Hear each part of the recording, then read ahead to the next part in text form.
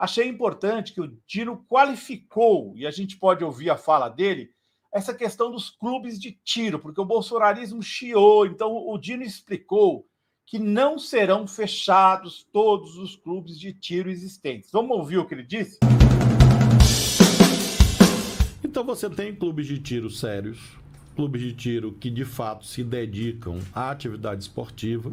Infelizmente, na ausência de fiscalização, por trás de atividades legais, se implantaram atividades ilegais, criminosas, desviando armas, vendendo armas para quem? Para as quadrilhas. Nós estamos aqui desde o início falando de quê? De organização criminosa, de facção. E onde essas facções conseguem as suas armas? Elas vão na loja e compram? Não. Tem o contrabando, claro, nas fronteiras, nos portos, que é uma área que nós estamos atuando, mas também tem esse desvio de gente que diz que compra arma porque é caçador e, na verdade, aluga arma para a facção. Toda semana sai notícia disso. Nós aprendemos, a Polícia Federal aprendeu no Rio de Janeiro, numa só cidade, mais de 1.000 armas que iriam para onde? Para o crime organizado. Então, nós estamos preocupados com essa situação dos clubes de tiro que não cumprem a lei. Então, a diretriz do presidente vai ser cumprida com o novo decreto que ele editou. Tem muita gente reclamando. Eu lamento, porque são pessoas que fazem um discurso falso de defesa da liberdade. Existe liberdade de matar? Existe liberdade para cometer crime? Existe liberdade para fraudar, para desviar arma para quadrilha? Não. Que liberdade é essa? Então, o presidente tem alertado isso para separar o joio do trigo. Então, quem é colecionador de verdade, ok. Caçador, atirador, esportivo, muito bem. É uma atividade legítima. Agora o presidente deu essa diretriz e nós vamos cumprir para intensificar a fiscalização nos clubes de tiro, e aqueles que não cumprem a lei, obviamente, serão fechados. Ou seja, então, inicialmente, a ideia não é acabar, é ficar de olho em quem trabalha sério e em quem não. Regulamentar e fiscalizar. E com isso, nós sabemos que progressivamente vamos afastar do mercado os maus profissionais. Então, Ana, ele deixou isso, né? ele deixou esse esclarecimento para a população, que acho que foi importante. Uma outra fala que chama atenção, né, Ana? Porque tem muita crítica ao chamado punitivismo de esquerda.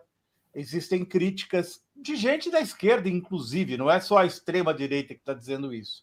A legislação para dar mais proteção ao Estado.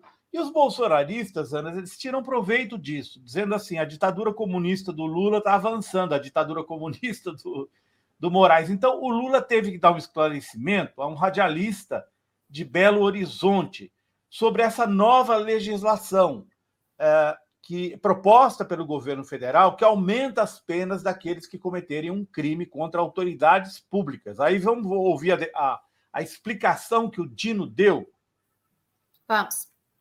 Compreendo a preocupação dos que me antecederam para falar a respeito de segurança pública, do pacote de segurança, mas eu queria abordar uma outra questão com o senhor.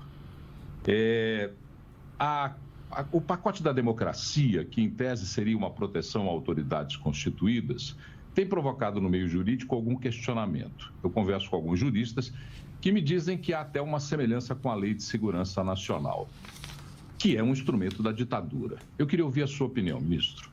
Paulo, muito obrigado pela tua pergunta. De fato, respeitamos críticas que são feitas por colegas do direito. Sabíamos que essas críticas viriam, mas nós estamos trabalhando em uma nova legislação. Houve a revogação da Lei de Segurança Nacional, nós temos um capítulo do Código Penal chamado Crimes contra o Estado Democrático de Direito, tivemos os eventos terroristas e de vandalismo do dia 8 de janeiro, ameaças concretas, por exemplo, explodir o aeroporto de Brasília, como no dia 24 de dezembro, dia do Natal do ano passado.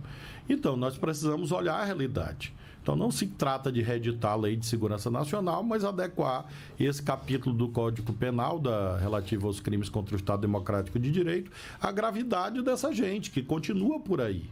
O presidente Lula, aliás, destacou isso com muita propriedade no domingo, num discurso no Sindicato de São Bernardo do Campo, quando ele menciona que infelizmente essas pessoas podem estar mais recolhidas, mas continuam ameaçando, planejando ou incitando mesmo ataques que não são ataques contra as pessoas, são ataques contra a sociedade. Porque, veja, um ministro do Supremo, por exemplo, para julgar, ele precisa ter tranquilidade. Se ele estiver pressionado, coagido, ameaçado, ele ou sua família, é claro que ele não vai exercer bem a sua função.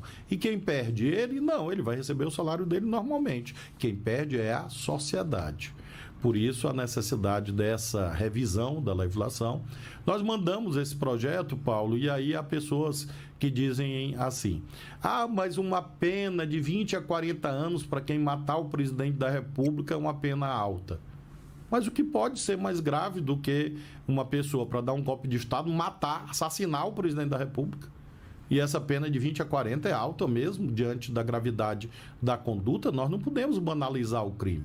Veja que quando houve aquele atentado à vida do ex-presidente Ronald Reagan nos Estados Unidos, houve uma punição, havia um debate sobre inimputabilidade, semi-imputabilidade do autor do crime, mas o certo é que ficou mais de 40 anos com privação da liberdade, foi solto agora, 42 anos depois. Então eu não defendo punitivismo, eu não defendo olho por olho, dente por dente, mas eu defendo a proporcionalidade. E aí, Paulo, o Congresso vai examinar. Comparar com a Lei de Segurança Nacional é bem característico. Eu acho que assim, né?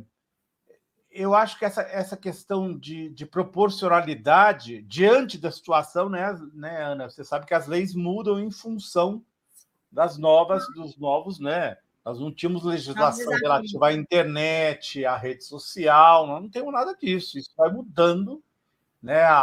As apostas esportivas não tinham legislação, porque elas surgiram de repente, né? Essa taxação das apostas esportivas, por exemplo, é um fenômeno, né? São fenômenos novos que vão acontecendo, você tem que adequar a legislação. Eu realmente não acredito que seja um exagero como forma de evitar que o cara pense, o cara pensar, falar, bom, vou passar 40 anos preso se eu der um tiro no Xandão. Então o cara vai, escreve um artigo no jornal, o cara se manifesta contra o Xandão nas redes sociais, o povo do bolsonarista diz que ele é ligado ao PCC, o que não é verdade, e que ele foi advogado do PCC, de fato ele foi, não do PCC, mas de alguns integrantes do crime organizado. Enfim, você faz isso na rede social dentro dos parâmetros de uma democracia. E é bom você ter uma punição, você não acha? Uma punição para o cara já nem pensar em tentar um tiro no ministro. E aí nós estamos falando do ministro, pode ser o ministro bolsonarista do Supremo Tribunal Federal. Sim. Nós vimos nos últimos anos, né, Zenha, o crescimento desse tipo de ataque, principalmente ali já no golpismo contra a presidenta Dilma, a forma como ela teve uma escalada, né, contra as autoridades. Depois, com o golpe consumado, a própria crescimento do bolsonarismo até ganhar as eleições e ao longo do seu governo, né, com estímulos, incitação ao crime, né, de ataque ao STF, de entrada no STF, de invasão do STF, de perseguição aos ministros na frente das suas casas, né, e por onde eles passavam, e até a gente culminar no 8 de janeiro, em que os golpistas chegaram na porta da sala do presidente Lula. Se algo, não sei o que seria mais do que isso, só a morte mesmo, só o assassinato do presidente. Então, como você bem disse, as circunstâncias históricas e os novos desafios, eles se apresentam, e aí o Estado e o Legislativo e o Judiciário, o Executivo, o Legislativo e o Judiciário precisam se adequar e reagir, né, a essa situação, que é uma ameaça concreta à democracia. Se isso não é uma ameaça concreta à democracia, o que é, né? Então, acho que é nesse sentido, e eu achei que a explicação do Flávio Dino foi muito, muito didática, como sempre, né? Ele é muito claro no que ele diz. Até tem uma hora que dá vontade de rir na entrevista dele, que ele fala assim, que pode ser maior do que assassinar, matar um presidente, atacar, né, uma autoridade. Ele usa até uma certa... a gente fica estupefato que as pessoas questionem isso, né?